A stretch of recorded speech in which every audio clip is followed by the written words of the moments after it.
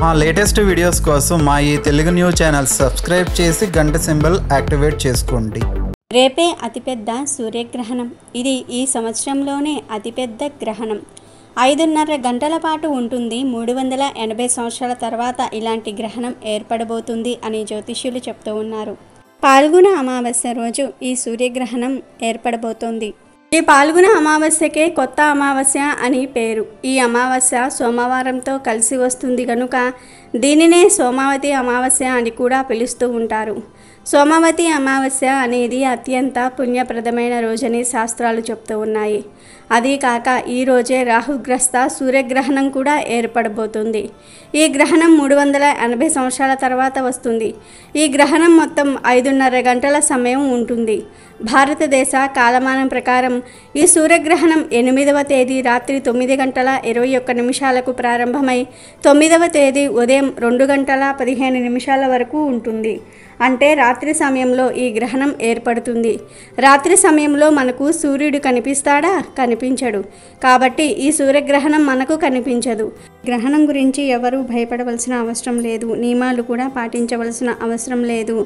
గర్భిణీలు ఈ గ్రహణ సమయంలో బయటకు రాకుండా ఉంటే సరిపోతుంది. ఇక ఏ నియమాలు పాటించాల్సిన అవసరం లేదు. ఆహార పదార్థాలపై దర్బలు వేసుకోవలసిన పని లేదు. ఎటువంటి ఆహార నియమాలు పాటించనవసరం లేదు. గ్రహణ సమయంలో ఆహారం తిన్నా ఎటువంటి దోషం రాదు. ఈ గ్రహణానికి సంబంధించి పట్టు విడుపు స్నానాలు చేయవలసిన అవసరం కూడా లేదు. ఈ గ్రహణం రోజు భారతదేశంలో ఎక్కడ టెంపుల్స్ క్లోజ్ చేయరు. ఎందుకంటే ఈ గ్రహణం మనకు కనిపించదు. ఆలయాలు తెరిచే ఉంటాయి. ఇలా గ్రహణం సోమావతి అమావాస్య కొత్త అమావాస్య కలిసి రావటం చాలా అరుదు. అయితే ఎంతో శక్తివంతమైన ఈ గ్రహణం రోజు పొరపాటున కూడా ఇంట్లో ఆడవాళ్ళు ఈ కూర వండకూడదు. ఎవరు ఈరోజు ఈ కూరను తినకూడదు. కాదని ఎవరైనా ఈరోజు ఈ కూరను వండినా తిన్నా ఇంటికి గండం. ఇంటిల్లిపాదికి కష్టాలు వస్తాయి. అనారోగ్య సమస్యలు వస్తాయి. చేతిలో పైసా కూడా మిగలదు. డబ్బంతా కూడా అనారోగ్య సమస్యలకు ఖర్చు అయిపోతూ ఉంటుంది. కష్టాల పాలవుతారు. 7 జన్మల దరిద్రం పడుతుంది. అడుక్కునే స్థాయికి స్టేజ్కి పోతారు అని పెద్దలు చెప్తూ ఉన్నారు. మరి సోమావతి అమావాస్యతో కలిసి వస్తున్న ఈ సూర్యగ్రహణం రోజు తినకూడని ఆ కూర ఏమిటో ఇప్పుడు మనం ఈ వీడియోలో వివరంగా తెలుసుకుందాము. ఫ్రెండ్స్, ఫస్ట్ అయితే ఈ వీడియోకి ఒక లైక్ కొట్టి మా ఛానల్ని సబ్స్క్రైబ్ చేసుకోవటం మర్చిపోవద్దు. పాల్గొన బహుళ అమావాస్యను కొత్త అమావాస్యగా భావిస్తూ ఉంటారు. ఇది చాంద్రమాన సంవత్సరంలో వచ్చే చివరి అమావాస్య. దీని తరువాత నూతన తెలుగు సంవత్సరాది ఆరంభమవుతుంది. ఈ రోజున ఒక్కపూట ఉపవాసం చేస్తూ పరమశివుడిని ఆరాధించాలని శాస్త్రం చెప్తుంది. ఈ రోజున కొత్త సంవత్సరానికి వ్యవసాయ పనులు ప్రారంభిస్తారు కాబట్టి ఈ రోజును కొత్త అమావాస్య అంటారు. ఈరోజు గ్రామ ప్రజలు జాతర ఉత్సవం ఘనంగా నిర్వహిస్తారు. మసూచి అమ్మవారు లాంటి వ్యాధులు ఊరికి చేరకుండా ఉండాలని, పాడి పంటలు సుభిక్షంగా ఉండాలని గ్రామదేవతలను వేడుకోవటం జాతర ప్రధాన ఉద్దేశం. అమావాస్య సోమవారంతో కలిసి వచ్చింది కనుక దీనినే సోమావతి అమావాస్య అంటారు. ఇది చాలా శక్తివంతమైన అమావాస్య. సోమావతి అమావాస్య శివరాత్రి కంటే గొప్ప పర్వదినము. కోటి సూర్యగ్రహణాలకు సమానమైన శక్తి ఈ రోజుకు ఉంటుంది. ఇటువంటి అద్భుతమైన రోజును వృధా చేయకుండా శివారాధన చేస్తే సకల శుభాలు కలుగుతాయి. కాశీలో సోమవారంతో కూడిన అమావాస్య రోజు 2 కాకులు శివుడు చుట్టూ ప్రదక్షిణం చేసి ఆ 2 కాకులు శాశ్వతంగా ప్రథమ ఘనాలలో కలిసిపోయాయి. ఇలాంటి శక్తివంతమైన రోజు 2 కాకులు ప్రదక్షిణం చేసినంత మాత్రానే ఆ మహాశివుడు ఆ కాకులకు ప్రథమ ఘనాధిపత్యం ఇచ్చినట్లు కాశీఖండం చెప్తోంది. ఈరోజు ఎవరైనా వీలు కల్పించుకొని ఈశ్వర ఆరాధన గుడిలో లేదా ఇంట్లో చేసుకుంటే సకల అభిష్టాలు నెరవేరుతాయి. శివ పురాణంలో రుద్రకంఠంలో ఈ పర్వదినం గొప్పతనం గురించి ఇలా వివరించటం జరిగింది. ఒక అర్చకుడు ఈ పర్వదినం రోజు శివలింగం మీద ఒక బిల్వ పత్రాన్ని ఉంచుతాడు. ఆ బిల్వపత్రం కింద ఒక చీమ ఉంది. అలా బిల్వపత్రంలో ఉన్న చీమ శివలింగం మీద నుండి పానమట్టంపై పడింది. అది తెలియకనే పానమట్టం చుట్టూ కూడా కంగారుగా తిరిగింది. అలా తెలియక సోమావతి అమావాస్య రోజు ఒక్కసారి ప్రదక్షిణం చేసిన పుణ్యానికి మహాశివుడు సంతోషించి ఆ చీమకు మానవ జన్మ ఇచ్చి వచ్చే జన్మలో కాశీరాజు అవుతావు అని వరం ప్రసాదించాడు. అలా ఆ చీమ తర్వాత జన్మలో కాశీ పట్టణానికి మహారాజుగా మారింది. సోమావతి అమావాస్య రోజు తెలియక చీమ ఒక్కసారి శివలింగం చుట్టూ తిరిగినంతనే అంతటి పుణ్యాన్ని చీమకు మహాశివుడు ప్రసాదించాడు. అంతటి శక్తి సోమావతి అమావాస్యకు ఉన్నది. సోమావతి అమావాస్య వెనక ఒక కథ ఉంది. శ్రీ మహావిష్ణువు తన నాభి కమలము నుండి బ్రహ్మను సృష్టించాడు. ఆ బ్రహ్మ ప్రజాపతులను సృష్టించాడు. వారిలో దక్ష ప్రజాపతి ఒకడు. దక్ష ప్రజాపతి తన కుమార్తెలలో 27 మందిని చంద్రుడికి ఇచ్చి వివాహము చేశాడు. ఒక కుమార్తెను పరమేశ్వరునకు ఇచ్చాడు. ఆమెయే దాక్షాయణి. శ్రీ మాతా సతీదేవి పరమేశ్వరుణ్ణి పతిగా పొందిన సతీదేవి అన్యోన్య అనురాగాలతో పరమశివుణ్ణి సేవించేది. ఒకసారి సతీ తండ్రి అయిన దక్షుడు అహంకారానికి వశమవుతాడు. అది ఎలా అంటే పరమశివుడు ప్రతిరోజు సాయంత్రం నాట్యం చేస్తాడు. అందుకే ఆయనకు నటరాజు అనే పేరు కూడా వచ్చింది. ఆ నాట్యం చూడడానికి ముక్కోటి దేవతలు వస్తారు. దక్షుడు కూడా అలా శివుడు నాట్యం చూడడానికి వచ్చేవాడు. దక్షుడు మామగారు అయినప్పటి నుండి శివుడు నాట్యం పూర్తయిన తర్వాత ముందుగా దక్షుణ్ణి సాగనంపి తర్వాత మిగతా దేవతలను సాగనంపేవాడు. అయితే ఒకరోజు శివుడు వీలు లేక దేవతలందరినీ ముందు సాగనంపి చివరకు దక్షుణ్ణి సాగనంపాడు. దాంతో కోపం వచ్చిన దక్షుడు అహంకారానికి వశమవుతాడు. ఓ పెద్ద యజ్ఞం తలపెట్టి తన అల్లుడైన చంద్రుణ్ణి అలాగే దేవతలందరినీ ఆ యజ్ఞానికి ఆహ్వానిస్తాడు దక్షుడు. కానీ కుమార్తెను శివుణ్ణి పిలవలేదు. పరీక్ష్యాది మహర్షులు దక్షుడికి హితబోధ చేయబోయారు. కానీ దక్షుడు వినలేదు. నారద మహర్షుల వారు సతీదేవికి తన తండ్రి ఓ పెద్ద యజ్ఞం తలపెట్టబోతూ ఉన్నాడని తెలియజేస్తాడు.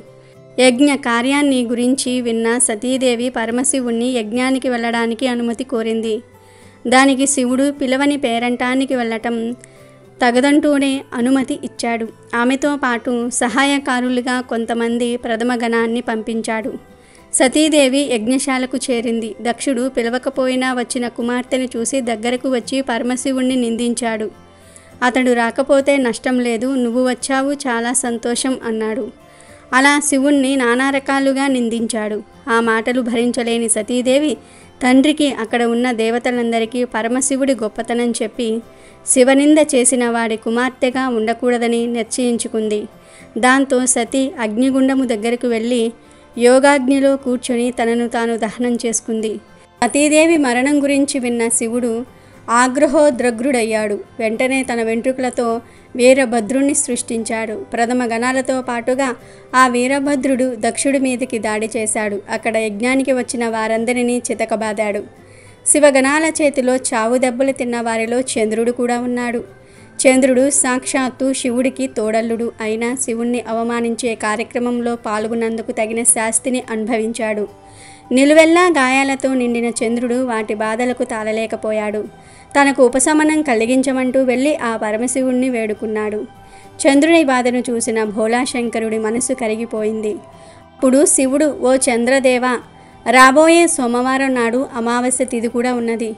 ఆ రోజున గనుక నాకు అభిషేకం చేస్తే నువ్వు ఆరోగ్యవంతుడవు అవుతావని అభయమిచ్చాడు. శివుని సూచన మేరకు చంద్రుడు సోమవారం అమావాస్య కలిసి వచ్చిన రోజున శివుడికి అభిషేకం చేసి తన బాధల నుంచి విముక్తుడయ్యాడు. అప్పటి నుంచి సోమవారం నాడు వచ్చే అమావాస్యను సోమావతి అమావాస్య అనే పేరుతో పిలవటం జరుగుతోంది. సోముడు అంటే చంద్రుడు అన్న అర్థం ఉంది.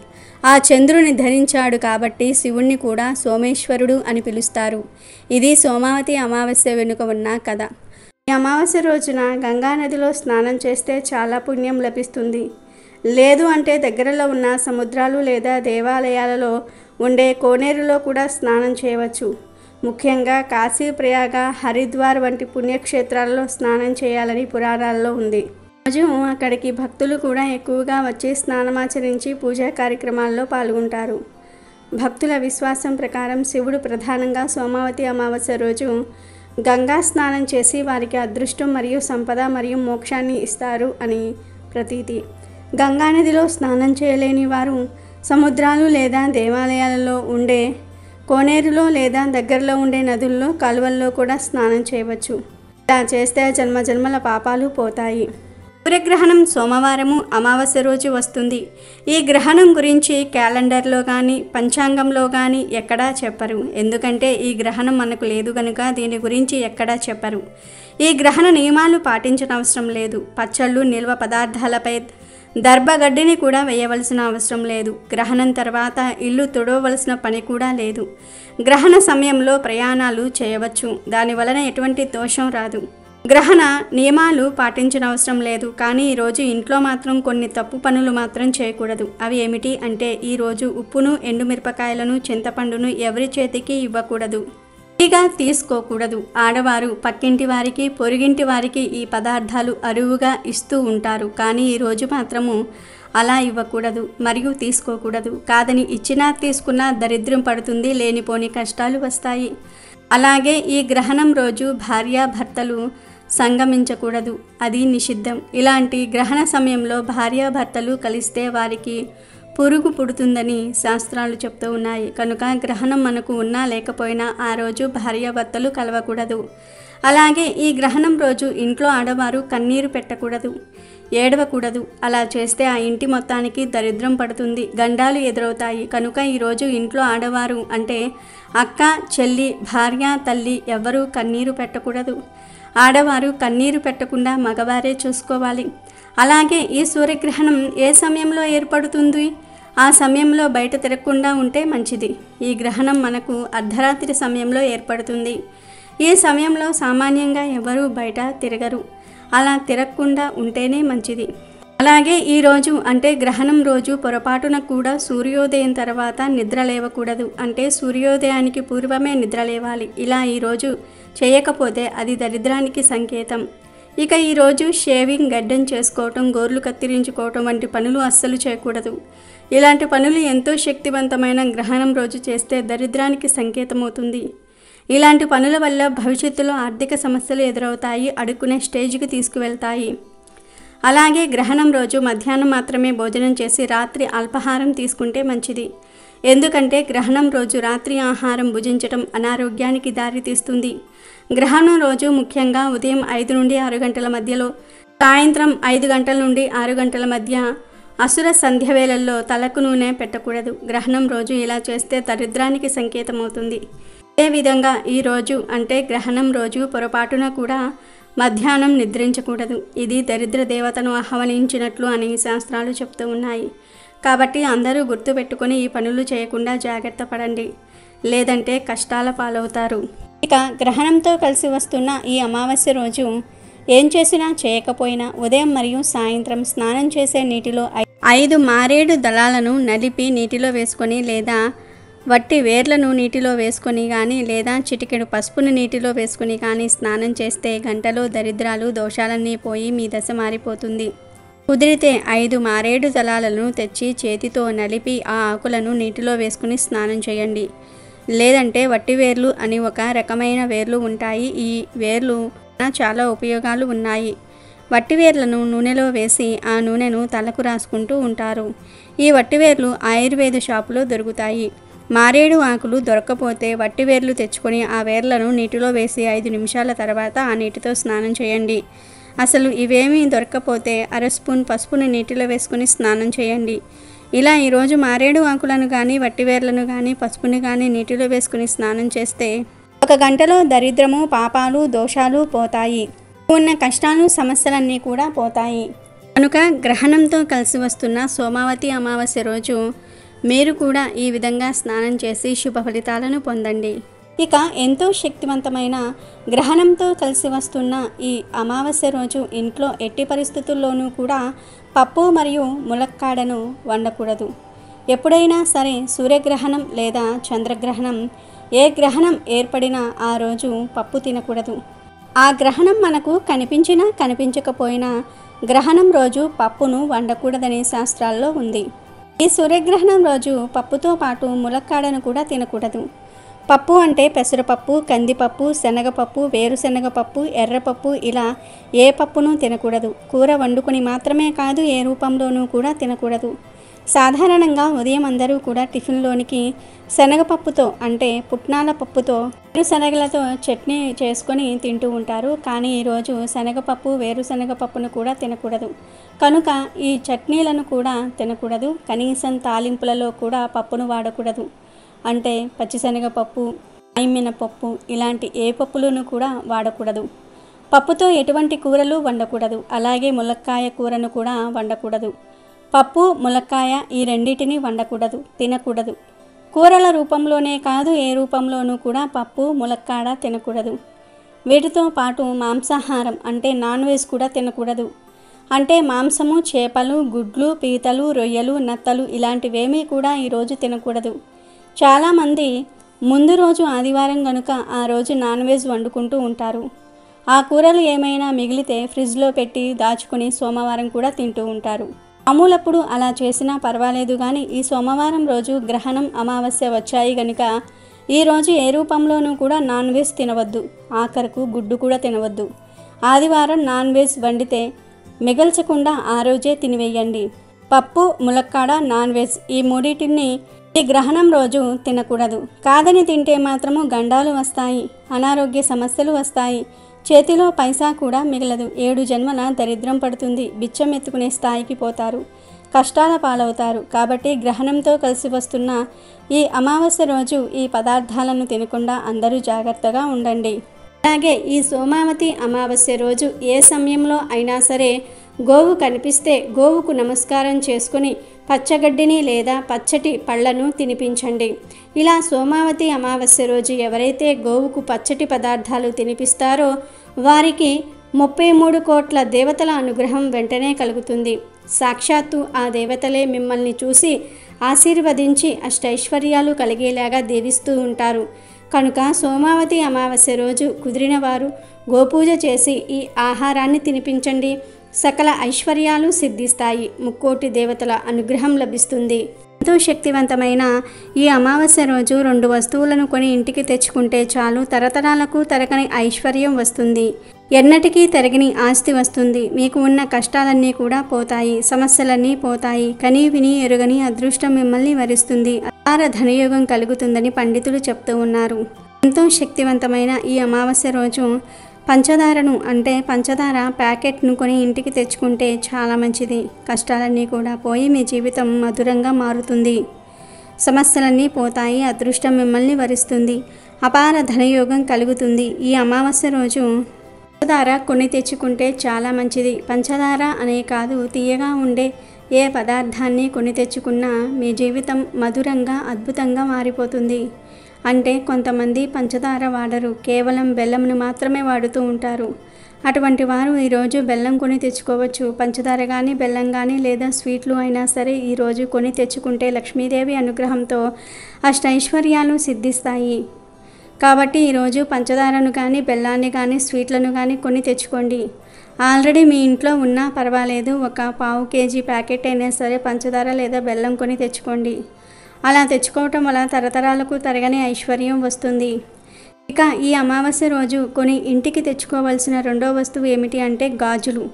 అవును, సోమావతి అమావాస్య రోజు మట్టి గాజులు, అందులోనూ ఎరుపు లేదా ఆకుపచ్చ రంగులో ఉండే మట్టి గాజులు కొని తెచ్చుకుంటే చాలా మంచిది. సుమంగళి యోగం సిద్ధిస్తుంది, లక్ష్మీదేవి అనుగ్రహం లభిస్తుంది, కష్టాలన్నీ కూడా పోతాయి. గాజులు 5వతనానికి సూచకాలు. ఆడవారికి గాజులంటే చాలా ఇష్టం.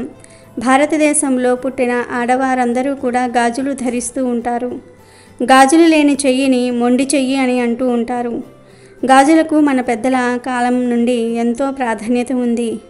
గ్రహణంతో కలిసి వస్తున్న ఈ అమావాస్య రోజు గాజులు కొని ఇంటికి తెచ్చుకొని పార్వతీ పరమేశ్వర్ల ఫోటో ముందు పెట్టి ఇక రోజంతా అలా ఉంచి మరనాడు ఆ గాజులను ధరిస్తే స్త్రీలకు చాలా మంచి జరుగుతుంది. భర్తకు కష్టాలు రాకుండా ఉంటాయి. ఆల్రెడీ మీ దగ్గర గాజులు ఉన్నా పర్వాలేదు, ఈరోజు కనీసం ఒక 1/2 డజను గాజులను అయినా సరే కొని తెచ్చుకోండి.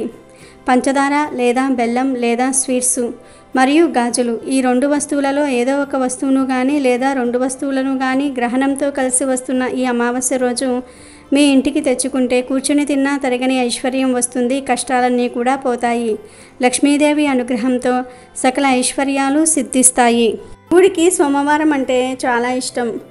అన్న విషయం తెలిసిందే. అమావాస్య నాడు ఆయనను పూజిస్తే కూడా విశేష ఫలితం లభిస్తుందని చెప్తూ ఉంటారు.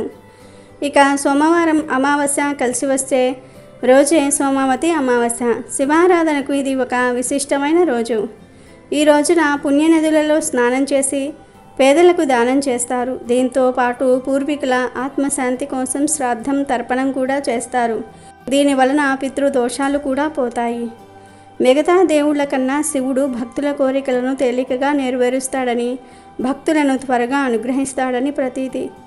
రాక్షసులను సైతం అనుగ్రహించి వరాలు కురిపిస్తాడు కాబట్టే శివుడిని భోళాశంకరుడు అని అంటారు. బిల్వ పత్రాలతో అభిషేకిస్తే చాలు కోరిన కోరికలు తీరుస్తాడు.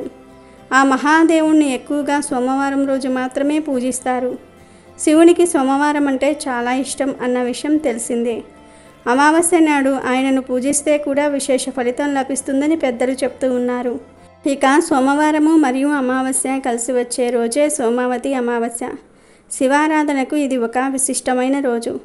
సోమావతి అమావాస్య రోజున శివుడికి అభిషేకం చేస్తే విశేషమైన ఫలితం వస్తుందని పండితులు చెప్తూ ఉన్నారు.